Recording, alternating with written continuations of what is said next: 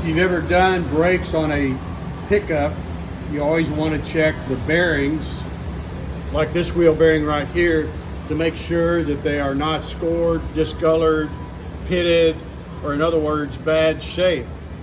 We normally always replace them because when they're old, they just it's time for them to get replaced. So this is the inner wheel bearing right here that slides on to the spindle, and you can see how it turns. And in turn, it fits on the rotor right there. And so when you can see how it spins, and it goes on here, but it'll be in the rotor when it slides on. So now let's go over here and see what we do when we pack these bearings.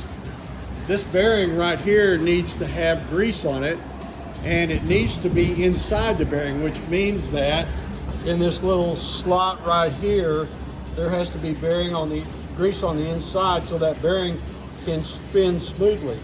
So I have a tool that I really like that Daniel's getting ready to use. It's called a wheel bearing packer. We're going the right way there, Daniel? Yes, sir. So we put that in there like this. We spin this little devil down right there, and then we use a air operated grease gun. Go ahead and shoot it. You can see that as it's adding grease, there it comes. And when we see it coming out of the roller bearings, then we know we've got it filled up. So let's take that off and take a look.